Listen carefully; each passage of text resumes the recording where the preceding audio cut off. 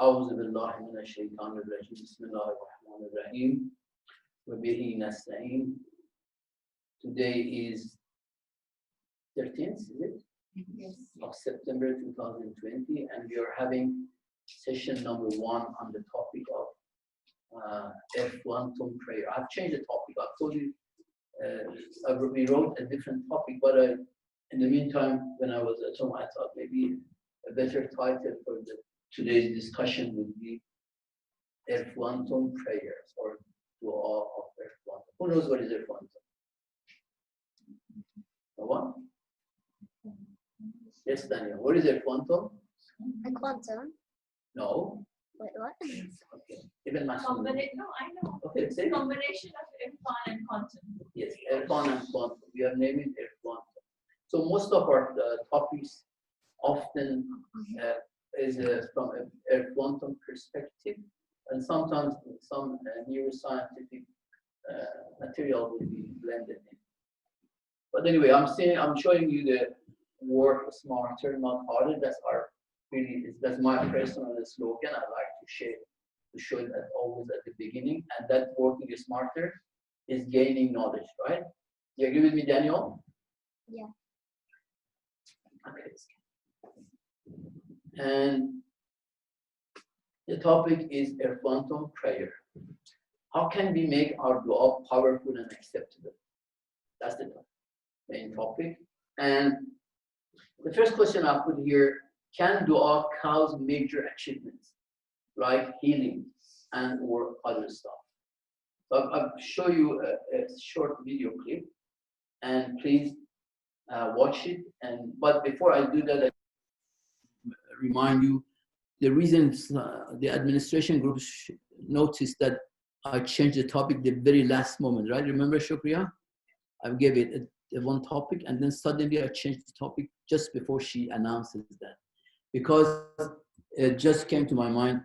One of our past students, or if I call, she used to join from Melbourne. She has got a daughter which has got some very serious disease. No, not her sister. And so I just wanted to mention that I chose this topic specifically for the purpose, for her sake.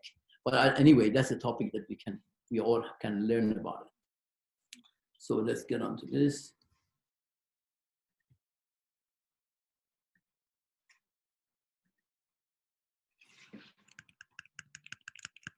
Is the voice will be on, please? Well, I think a living example of that this work really works. So basically, Joe, the former me, so the old me, was diagnosed about, I think, 3 years ago with cervical cancer. I had surgery and... My screen isn't ready.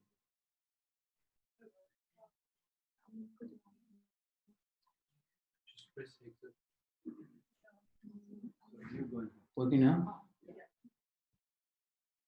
Was thought to be, well, okay. But, well, the cancer got back in like a couple of months, and they said it was so severe, it was so aggressive. It had, I don't know, in a couple of months spread out all across, my whole belly to the peritoneum, I think. So the lining, across all your organs. And well, there was tumors the size of kiwis. Well, there was like a whole big basket there. It was a mess. They said we looked at the scan and they said it's all white. I guess it's covered all over. So basically they said there's 0% chance. Sorry.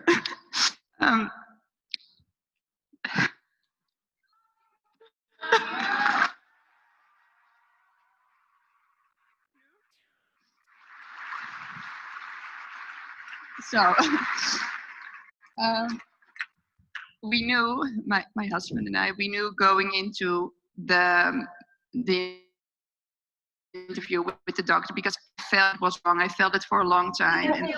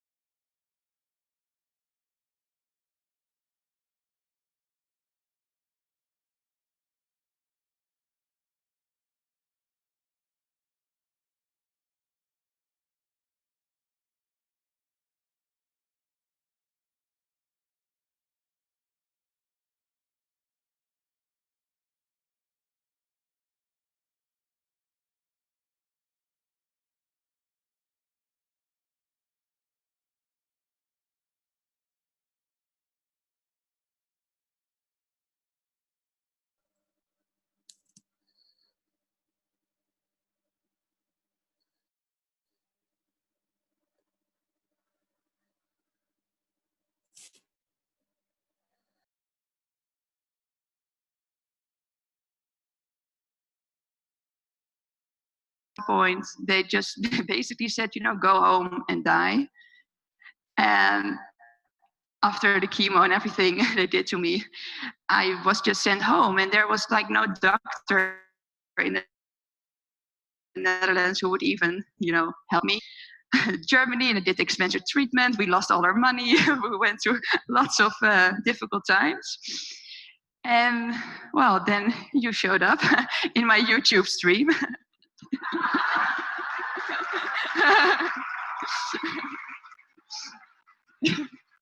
and I thought, well, that's finally someone I can relate to. You know, it's a science. It's not like woobly woobly stuff. It's, you know, I get, you know, let's just try it. So I read the book, I watched the videos, I did everything, meditations, and I thought, like, if I have the chance, you know, I wasn't sure how much longer I had at the time. So, but I said, if I have the chance to go to an advanced event, I will. And then finally, what was it, like 2 months ago, I was in Mallorca, and well, still I went there, and it was like the lady said, I had the feeling like I might not be worthy enough, you know, to receive the healing, because there were people in wheelchairs, and I was like, I'm not perhaps to get healed. And I know on the last day I got the coin from you, and then I felt so much love and the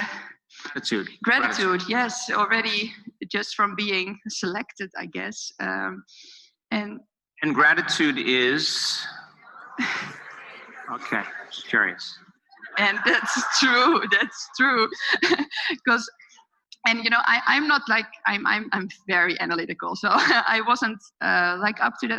I didn't have the experience, you know, with the movement and everything, and I was, you know, still trying to get beyond the analytical mind, and I was struggling really hard for the whole week.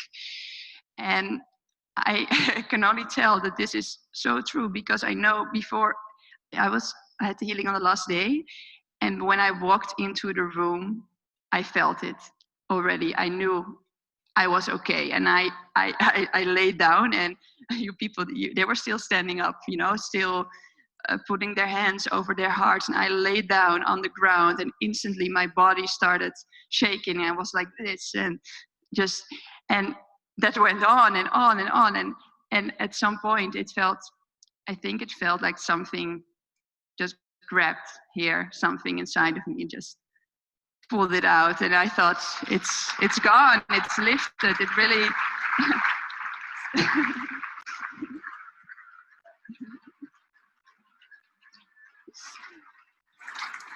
Listen closely, because that was the experience, yes?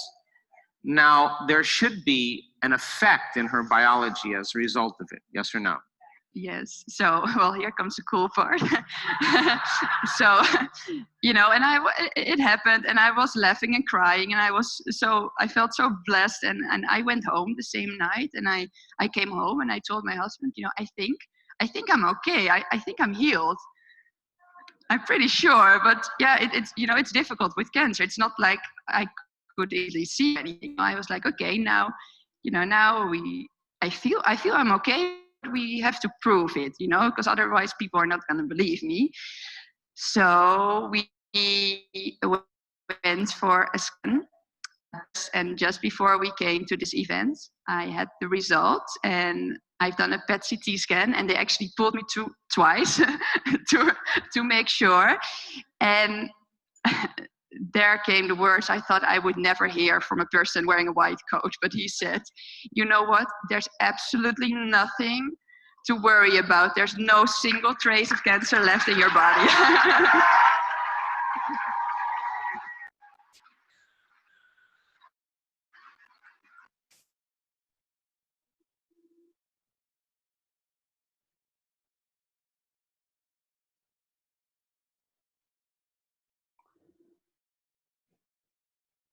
So anyway, I'm sure this is not the first time you see something like that. There are, even on just this Joe Dispenza's alone testimonials, there are hundreds of people like that. So that was just to show that is it possible or not. And we all know, we have seen it in many different ways. whether in shrines of Masumin in Imam Reza or Imam Hussein. We have seen this sort of scenes before. Okay, the topic we're going to cover, I'll give you a quick rundown on the subtopics. You talk about the paradigm shift. We talk about power within us. We will cover main elements of dua coming true. What are the main elements to make a dua to come true? Conditions of acceptance of a dua. Language of dua. What is the language of dua? Role of Haqiqat Muhammadiyya, or what we call in quantum, it is called the unified field, which is the same. A role of Asma'ullah in dua. What does Asma'ullah play a role in dua? And specifically this topic of the role of Asma'ullah in dua is very heavy stuff. I'm not sure how I'm going to manage that. But anyway, role of devil in non-actualization of dua. How would devil can stop? And non-judgmentality, these are part of the issue of topic. Connection, you have to be connected to somewhere. Unification of thought and emotion is one of the other issues that relates to actualization of dua. And talking to the field, glorification. This specifically, I might have told you before to some of you that I do believe in meditation very strongly, and I do meditate. But I've extracted some meditative principles from some du'as, especially du'a Arafat. So there is one element that I don't know whether they have it or in today's meditations usually, whether they have an equivalent or something close to that or not, that is called glorification. And if you notice, a lot of du'as start with glorification of Allah, or tasbih, call it tasbih. And manifestation, gratitude during dua, practical dua, what is a practical dua, and also testimonials, which there are thousands of them. I just showed one of them. So these are, of course, it is very unlikely that we can cover all these topics in 1 or 2 sessions, but we will see how it goes. If it goes like this, and people don't even have interest to send what is called RSVP, and so they show so much disrespect to the knowledge and to the ilm, so we might just finish it in 1 session and we go home. Let's see how it goes. All right, first and foremost, paradigm shift. This is really something that everyone must, this is from Imam Ali alayhi salam. I'm sure a lot of you are familiar with it. دَوَاؤُكَ فِيكَ وَمَا تُبْصِرُ وَدَاؤُكَ مِنْكَ وَمَا تَشْعُرُ أَتَزْعَمُ إِنَّكَ جِرْمٌ صَغِيرٌ وَفِيكَ انْتَوَى الْعَالَمُ الْأَكْبَرُ فَأَنْتَ الْكِتَابُ الْمُبِينُ الَّذِي بِأَحْرُفِهِ يَظْهَرُ الْمُضْمَرُ وَمَا حَاجَةٌ لَكَ مِنْ خَارِجٍ وَفِكْرُكَ فِيكَ وَمَا تُصْدِرُ. So basically, that's one of the criticisms that we have to do to ourselves, to our own self, the Muslims, the Shias, or whatever, that whatever we are hearing and we are learning in quantum out here from the likes of Joe Dispenza or Craig Braden and any of those stuff. These are all ulum of Ahlul Bayt alayhi salam. They have talked about it. I mean, the only thing is we people, either when we have come to this statement like this from Imam Ali alayhi salam, what has been the general reaction of our people? I tell you what, when I say our people, I mean mainly scholars of the past or even present. Either they have totally declined it, rejected, no, this doesn't have, I'm not talking about this specific one, but things like that. Either it has been rejected and say, no, this is hadith is da'if and it is not, it has got weak documents or whatever, and so they have not accepted. Or if they have not said that about it, they have not done anything about it. Okay, it looks like a good poetry. Whereas we see if this piece of jewel goes into the hands of these non-Muslims, they take it up and they take it to the labs and they start working on it. And in fact, they have done it, not maybe from this very particular transcript, but they are doing All of the things that they are doing is a treasure which we have and we own and is quite almost intact. Anyway, let's see what it means in English. That's the meaning of it. Your sickness is from you, but you do not perceive it. And your remedy is within you, but you do not sense it. You presume you are a small entity. You think you are very small, little substance. But within you is enfolded the entire universe. You are indeed the evident book by whose alphabets the hidden becomes manifest. Therefore, you have no need to look beyond yourself. What you seek is within you, if only you reflect. Imam Ali alayhi salam. So, what's the problem? Well, the main problem is even when we read it, and even when we accept it, and even when we talk about it, the main thing is we don't believe it. A person, that lady or that Joe Dispenza, they are the people who have believed this. And once they have believed it, they have achieved all those great achievements.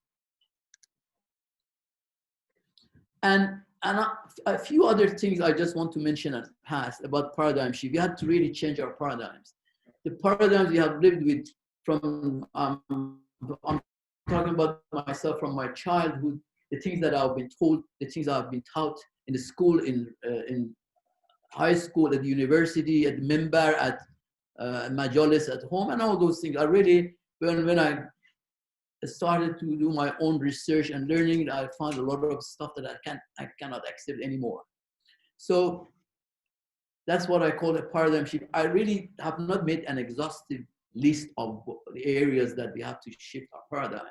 It is just things that came to my mind while the TV was on and we were watching a series. My wife was watching a series. And so I had to just think of a few notes. So why I say that is you can come up with much greater, even myself can think of much greater shifts that we have to do. Salawat.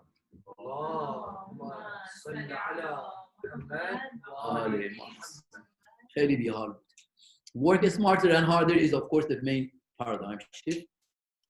The other thing is become spiritual. Really, what responsibility of fiqh, today's fiqh, because fiqh, the meaning of fiqh is much beyond what we know today. The responsibility of today's fiqh, which ends to ahkam and tawzi al-masail, that manual, is about correctness of the amal. It doesn't accept responsibility for acceptability of amal. Yani they only tell you how to make wudu. It does tell you just how to do salat, but whether your salat is accepted or not, that's a different realm. And we know that we have in verses of Quran that Allah says, for instance, وَبَيْلٌ لِلْمُسَلِّينَ. And how do you say wail in English? Why bar? You all know Farsi, right? Why bar salat performers? And they're really in great bad situation. But of course, it's not about all salat performers. This is about some of them. So it is about those whose salat is not accepted. So that's why we say acceptability is different from correctness of amal. And so to reach to that realm of acceptability, that's the work of Erfan, spirituality.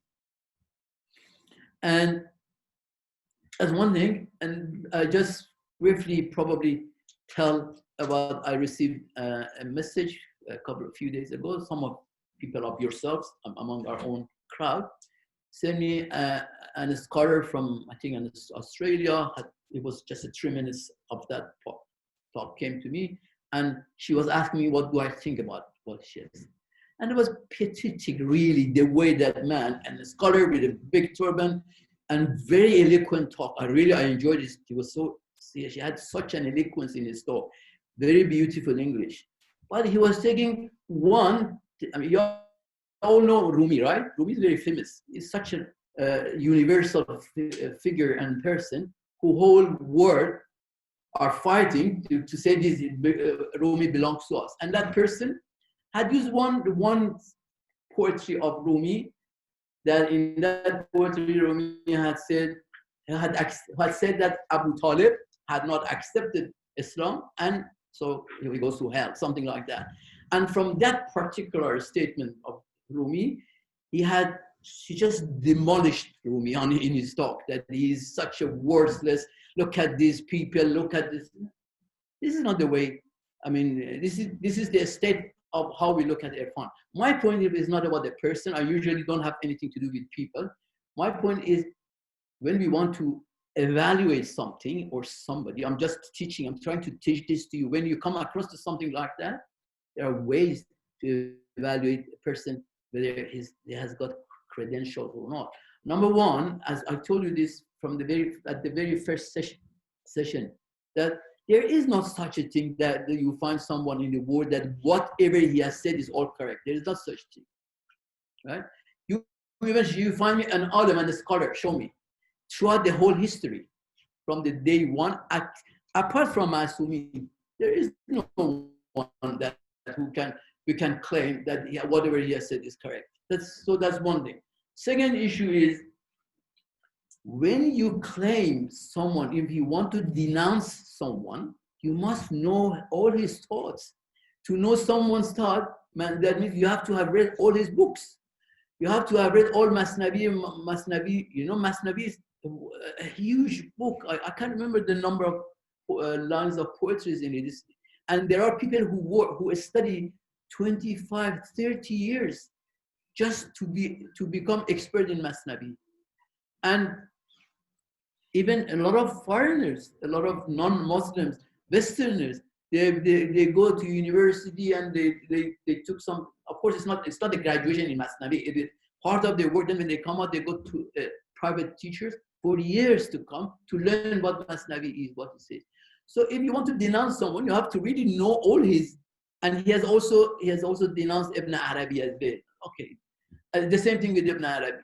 Ibn Arabi is great scholar. I mean, the very great scholars have sitting around his sofra, you know, his dastar khan or whatever you call it, around his food table, and they get their sustenance from whatever Ibn Arabi has said. The issue of insan kamil, the unity of being, all these concepts are introduced by Ibn Arabi. So that person with that very point of Ibn Arabi, I'm saying of Masnavi, he decided that all these people are rubbish. So if you one day decided to evaluate someone, go study all his books, and also allow that he might make mistakes, allow that not all his talks are correct, allow that there are many allowances for that.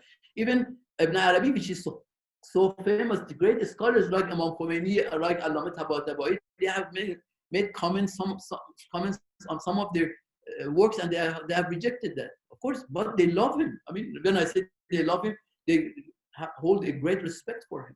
So this is how the situation is. So I don't want to turn all this topic to the issue of how you have to evaluate someone, but I just want to say spirituality is very important. I give a lot of respect to this Joe Dispenza and Greg Braden and all these. Nonetheless, nevertheless, they are not Muslim. To me, they are great people. This Greg Braden, as an example, he has traveled all around the world. It is not easy thing. He has gone to Tibet, to Egypt, to China, to all those places, Thailand, all those places that there are some spirituality. I remember when I was 23, 24, I came across two brothers. They became friends with me, and Khosrow and Parviz. I remember them very well. And after they were vegetarian, and for me as a young person, it was first time I came across someone to be vegetarian. I thought this is great. This is a nice thing to be vegetarian. And whenever he used to invite us to his home, he used to make like 10 of us, but he used to make 2 big pots, all vegetables in it. And we had half of the pot, and still we were hungry. And when I came to know him, he told me he and his brother had lived in India in temples, lived with like 3-4 months. Then they had gone to Tibet, lived with in some of the temples up on the mountains. And they said, this is what they said. They said, we left Islam. Basically, we thought, no, this is not Islam. Because this is because of what they have heard, the way it was presented to them. And they had changed religion or any major religion in the world. And then they had come back to Islam again. They had, when I met them, they had become sort of reverted to Islam again. So that to me really has got a great spirituality. And another thing that I want to tell you, I'll tell you later on. I've brought it to one of my little things to tell you about that spirituality is not only what we have. There are other people that have a spirituality too. So learn Erfanic concepts, learn to do meditation. I don't know, is anyone here has got any bad feeling for meditation? Because whenever I propose this, I've seen some resistance. Anyone here think meditation is, a Muslim should not do meditation? No, don't be shy. Please tell me. I don't mind. I'm not going to open that talk. I'm not going to ask you why. I just want to know. Anyone? Don't point fingers. Okay, anyway, so meditation, inshallah, we'll talk about meditation as well. And the other thing is, sorry, 2 salawat so that I know. اللهم صل على محمد وآل محمد. اللهم صل على محمد وآل محمد. And so there are 2 comments on the chat regarding meditation. So what is it? One is, I think that namaz al-shab, I think the night prayers is type of meditation. Yeah. And the other is depends on what you mean by meditation. Okay, thank you very much. Anyway, as I said, I'm not going to open the issue. I just wanted to see if there are resistance to it or not. Namaz al-shab is not meditation. It helps in meditation. It's partly meditative work is in there, but there is more into meditation. Okay, and then the other thing is when you pray, don't pray negatively. Okay? What way? Yani, okay, you have something in mind. The way I have, at least this is me, the way I have been taught, when I have a request from Allah subhanahu wa ta'ala and I wanted to go to, I go with all the the minimum likelihood that I may get it. So I have not ever been taught to be positively thinking that, yes, I will go to Allah and I will get it.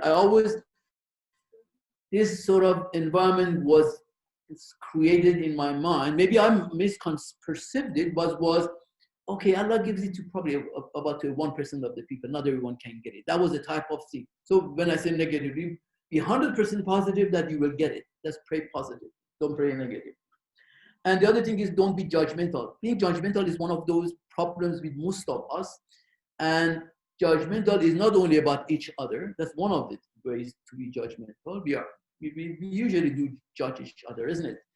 And the moment we see, I've seen a lot of it, and especially, I don't want to mention that really, but I've seen a lot of judging people on very, very little things, and the totality of that person has been ruined, as I said, just like that poetry, one piece about Abu Talib. So that means judgmentality that's one thing, judging people. The other thing is judging events, judging problems, especially in dua, when we have got a catastrophe or a calamity comes, you should not judge that even as bad, as negative. That is also another application of non-judgmental. You have to accept it. That's part of the life. That is, make me grow, but I want to remove it. You know what I mean? That's part of judgment, not being judgmental.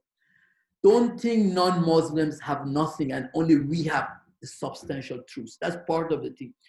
A person like Allah, I give you Allah Tabatabai, very famous. Everyone has heard of him, right? You know Al-Mizan, Tafsir Al-Mizan, which one of the most credentialed tafsir, which some of those people who are not good so much with Irfan, they have gone so far to say about Allah Tabatabai and تفسیر المیزان that يتنجس به القرآن. یعنی they have said علامه طباطبایی had made Quran yani this much resist and score, right? Why? Because him and the like of Imam Khomeini and the like of their other people, when they were in Jose, Qom, and even Najaf has been the same. It was not particular to Qom. Spirituality and falsafa and things like that was haram, and it was forbidden. And if someone touches that, is najis.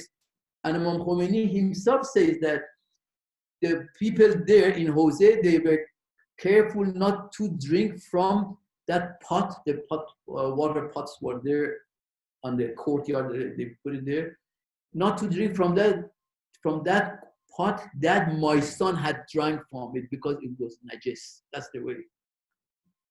So, Allama Tabatabai, this is a statement of Allama Tabatabai, to know how open-minded he was, and he was one of the great scholars, philosophers, and Urafa of his time. And he passed away about like 35 years ago. I remember him very well. He said the scent of unity or Tawheed is a smell from Upanishads. You all know what is Upanishads. That's the book, that's the scriptures of Hindus. Yani Allama Tabatabai has learned so much about Upanishads and what is the other, there is another thing they have, I forgot the name of that. He learned so much of it that he could smell Tawheed from that. And that part, there was a part from the Upanishad was quoted, it was saying, it was exactly very identical to this statement. Lam yalid walam yulad walam yakun lahu kufuwan ahad. If you mean convert it to Arabic, right? And what, of course, this is not. I'm not telling you. I'm just telling you, you can get spirituality from other people as well, right? But as I said it last time again, we have to present everything to our own religion, and we should not find fundamental principle opposition to that or anything against it. That's our work. That's the way we do it. That's what I'm trying to do. As I said last time, I am not giving credential to my religion because of science. I'm trying to give credential to science because of my religion. So anyway, so these are few points that we have to change our paradigm and we have to look at it differently. And this is Sarah, the daughter of Zainab from Melbourne. That's the girl I talked to you about. She's 8 years old, and she's diagnosed with ataxia telangiectasia, or AT. It's called AT as well, which they say she does not survive. She will not survive, right? So while I'm showing her, I'm bringing her name up, and I want you in your prayers remember her and remember that you have got such power. And especially when it's come, inshallah, probably in the next 2 or 3rd session, if we are able to do a collective meditation and we concentrate our energy on Sarah and try to see what we can do for her. But the main thing is possible. Definitely, it is possible. All right. The other issue that I want to talk about is number 1. Let's see how possible is actualization of dua in Quran. What does Quran says about this? I've made 2 principles, or I have decided that there are 2 principles, which they are almost the same, but one is from religion, one is from science, which together they tells me it's possible. Everything is possible. And Allah subhanahu wa ta'ala in that verse of Quran says, Ud'uni astajib lakum. Ask, I shall give. And this is even in Bible as well. Christians have the same thing. Ask, I shall give. And there is no, in this, there is no condition. It is just you ask. But we will come later on to the point how to ask. It is not just going and opening a conversation by tongue to God. And another verse of Quran which I brought is, وَإِذَا سَأَلَكَ عِبَادِي أَنِّي فَإِنِّي غَرِيبٌ أُجِيبُ دَعْوَةَ الدَّاعِ إِذَا دَعَانِ. Yani, if my bande, my servant, ask me, I am close to him. He's very close. When we say Allah is close, where is Allah? You're talking about unified field. What was unified field? That consciousness, that's universal consciousness is in everyone. Because you know that that universal consciousness or Haqiqat Muhammadiyya, or what we discussed about in the last session, which is the zero level, quantum zero level. It is not to say I have it and he doesn't have it. We are all connected to the same consciousness. It is an intelligence which has percolated to our own senses and have made different people, but it all comes from the same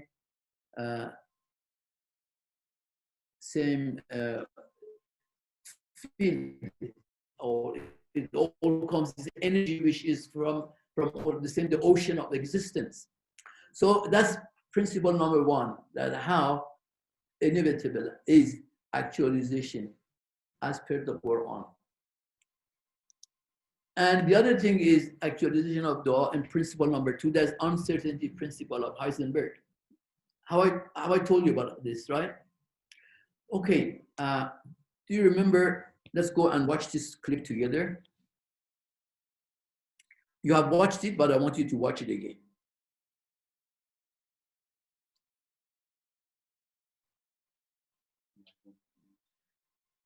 Sorry. Damn it, how could this have happened? What was this? Here's something important to remember about dialogue. No one ever in life starts a sentence with damn it. I'm in a constant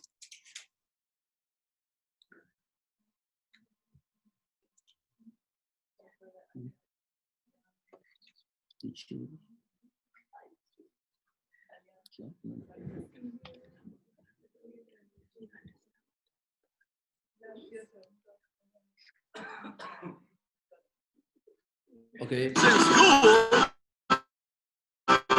isn't really the way that our. Shall we continue? This is basically the main issue of uncertainty principle of Heisenberg. And you have watched it, but I have watched it 1,000 times since 10, 11 years ago.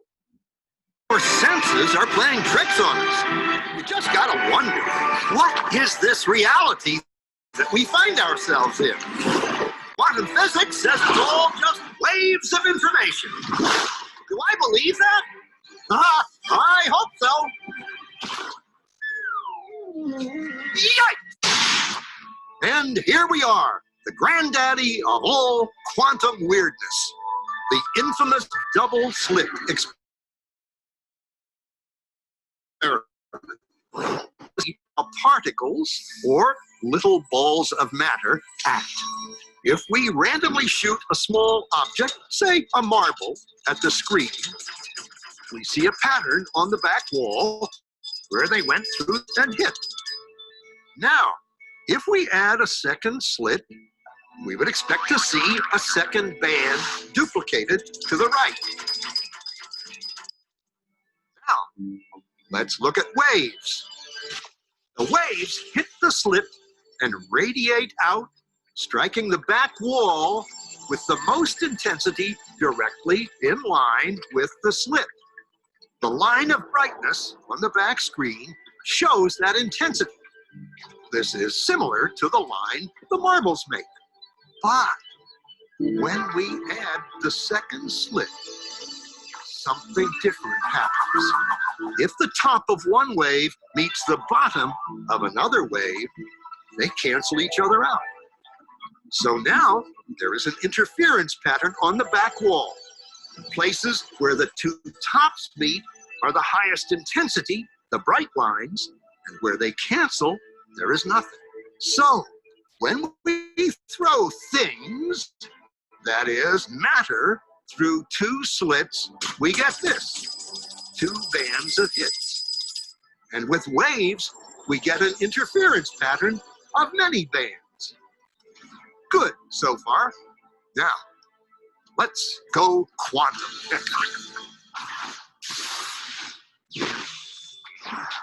An electron is a tiny, tiny bit of matter, like a tiny marble. Let's fire a stream through one slit. It behaves just like the marble, a single band. So, if we shoot these tiny bits through two slits, we should get, like the marbles, two bands. What? An interference pattern. We fired electrons, tiny bits of matter through. We get a pattern like waves, not like little marbles. How? How could pieces of matter create an interference pattern like a wave? It doesn't make sense. But physicists are clever. They thought, maybe those little balls are bouncing off each other and creating that pattern. So they decide to shoot electrons through one at a time. There is no way they could interfere with each other. But after an hour of this, the same interference pattern is seen to emerge. Basically, what this clip is showing, the message of the clip is, although electron is a matter and is shoot into each slit one at a time, but it's still, what the pattern is showing it has gone, one electron is passing through two slits at the same time. Yani, electron can be in more than a place. So then it says it is because it's a wave in a wave function. When we talk about wave function, that means potentiality. Potentially, it can go from one stream or it can come from the other stream. Keep that in mind. Now look at, you all know about electron, right? And how it works. There's a nucleus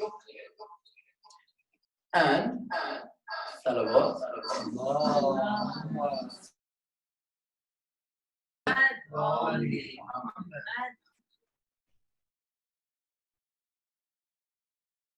Shall I? It's okay, right? So, thank you, Adil. Sorry that we're giving you a lot of trouble. Apparently, I talk too loud, right? So, it is like that. There is a nucleus, and the electrons and the proton and neutron, they're all going around it, right? Talking about electron, the issue is the uncertainty principle says at any given time, you cannot at the same time to say where the electron is, right? You cannot say where the electron is if you are going to find what is the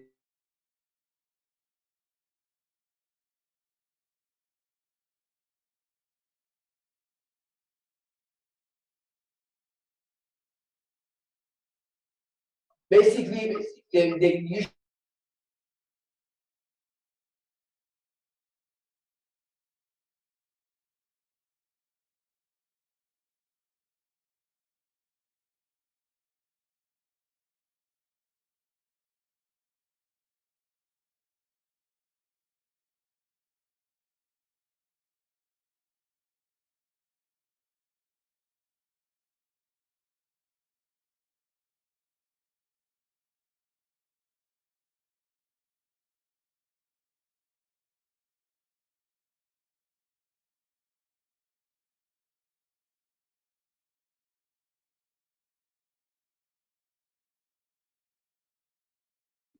they say, of course, you know, okay.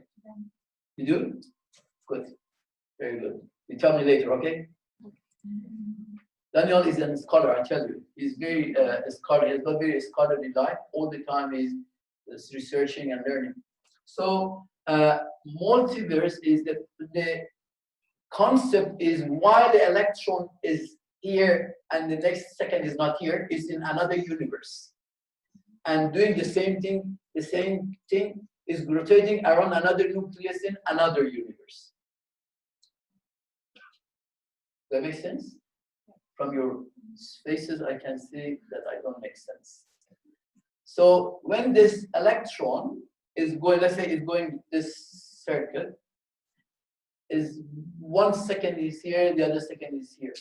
From the time it disappears from here and the time it appears here, if they say it is in another universe, and doing the same round around another. And this way, they of course, this is not something proven. This is just a theory that there are multiverses instead of universe. I mean, there are different universes. Even if you put that aside,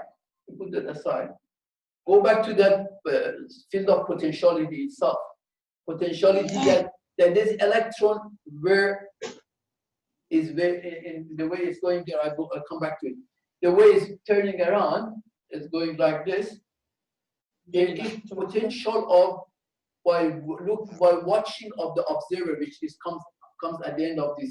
You can change the electron. You can change them either to go from this slit or go to from the other slit. And an electron going from one slit or another slit, that means it is making a change. If that happens in your body, that is making a change in the body. If the electron, if an observer is the watching it, and because of the observation, it goes not to this slit and goes to the other slit, that means it has made a change in mass. Before that, before the observer, it was going to both from the both slits. Yani there was potentially it can go from both of them. But once you are looking at them, it goes to one of them. Why is that? This is the impact of the observer. Yani it is us who are making the electron going to this slit, not to the other slit. Okay, so this is what is this? This is called the potentiality. This is potentially we can change. If you go and search on, I told you last time, search on Schrödinger cat. I don't know if anyone has done it. As soon as I think something. And there is another thing there is another experiment. If you go and search and find it, it's very interesting. It's amazing. It's called random number generator. It's very interesting experiment. Random number generator basically shows it's like a machine, a device that it creates 1 and 0 or creates even and odd numbers. But when it creates it, it goes to different boxes and no one sees it. And no outside, no one knows in each box is what. And that random number generator in that, if you think the box is more, in the box there are more of ones, when they open it there are more ones. And if you think your mind is decides you think there are more zeros, when they open it they see that there is more zero. Although this is very deep, it's a bit deeply, needs a bit of deeply thinking. It's already generated, it's already there, and we assume we can't change it because it is either more ones or more zeros in the box. But it has shown, proven time and again that they have seen always the observer, it has gone towards the inclination of the observer, and those either 1 or 0 has been more based on what the observer has wanted. Does it make sense? Do I make sense? Because you were not, no problem is with me. Number one, I'm not good at explaining it. Number two is I've spoken at least one more session about some of the quantum stuff. So anyway, so this potentiality, never mind, doesn't matter. When I ask, I don't mean that you have to answer. I still don't understand it myself. I tell you something, this is one of the, I can't remember who has said this. It was Niels Bohr, one of the founders of quantum, has said, if someone said, I have understood quantum, he has not understood quantum. You know, quantum has got a nature that you cannot never come and definitely say, yes, I know it. And anyway, so basically the point is, when you look at it, when we can by our own mind, we can change things from in a vast variety of potentials in the unified field. There's so much potential. It is us who can change things. That is how that lady could survive from that fatal disease that we saw. That is because of there are so much and so many other possibilities around. She could by her influence of her mind, she could get it and use. I tell you, it is. There are some. This Joe Dispenza has got some healers, and they are very organized in that matter. They choose people who are sick, they have got very serious diseases, and they take them through a certain process, and they have got a lot of very good results. So that was I was trying to explain you that uncertainty principle tells me, besides what Allah subhanahu wa ta'ala has said in the Quran, that what I have given you, you ask, I will give. And when there is potential that we can change it, that means basically it is possible that with our dua or with our prayer, we can achieve what we want. Shall we leave for the next 6-5? Yeah, Dr. Muhammad has some comments, so if you want. Yeah, sure. I finished this at here and I continue. Let me see what is my next. Dua and the connection of intrinsic. Okay. Yeah, you tell me that what is that? So this is. Okay, that's fine. That's fine. So he doesn't want to share it, although he has shared it on the group.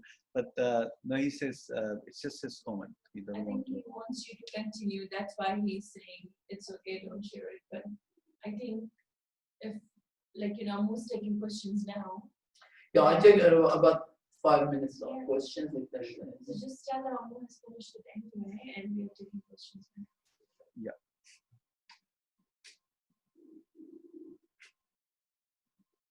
No question? Good. So inshallah next time, the timing will be announced and we go through other parts of dua, what is dua, and I have a question, Mr. Sure. Permission. So, I mean, when these group healers they do sort of a dua, or they call it combined meditation, they tend to promote the concept of combined energy, right? So where is the aspect of Allah subhanahu wa ta'ala here? Like, is it, do we say that God has handed over the power of healing onto the people, or is it him who is manifesting through that energy? Okay, that's a good question. The point, the way to look at it for me is the way I look at it. Number one is when we say God, and we think the way these people, when you listen to them and you hear what they say, they are talking to the divine. They use the word divine many times. It's not that they don't believe in that. They do believe in divinity. Yeah. So it is just a matter of, we might give different names to it. Some of them they call it galaxies or kainat in Farsi we say. Some of them call it unified field. Some of them call it. It is really basically the same thing, but that's one part of it. The other issue is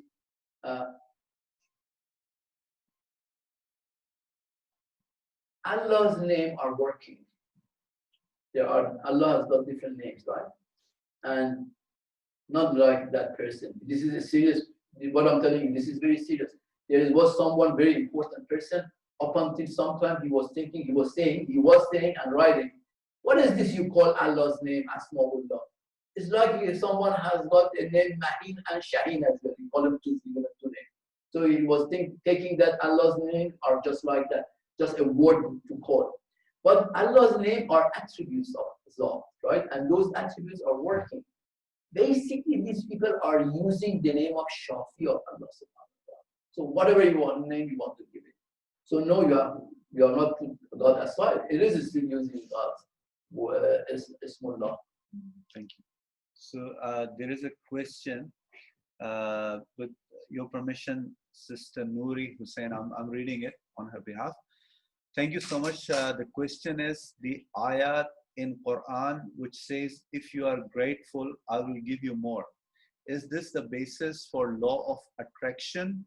If so, this is a natural law in the same way that gravity is, for example, as many speakers suggest, that is the case. So she's trying to ask that in shakartum walazidannakum. So that verse of Quran, is it on the parable or on the any comparison to the law of attraction? Is the shukr and gratitude, is it parallel to the law of attraction? I can't really, I really can't offhand, I cannot tell you whether it is exactly that or not. But what I can say about it is, once people become gratitude, have shown gratitude and become appreciative of certain things that is given to them from they open, that's one of the languages that they open link with the unified field. So you can call it law of attraction, or you can call it mirroring. Basically, you are mirroring the unified field in ourselves by opening that language, and because of that, there will be abundance, and we can get a lot more, or unified field gives more. I'm not sure if I gave this was the answer to the question or not, but that's what I can tell now. Thank you. So maybe the last question, if anyone has here or in our audience who are like participants online. Is there anything online? No, not yet. Okay. Sallu ala Muhammad wa ala Muhammad. اللهم صل على محمد وآل محمد. I want to recommend to all of you, because I don't recommend this. I always recommend everything to myself too, but I don't recommend it to myself because I don't have that issue. Alhamdulillah, after so many years. Don't be afraid when toxic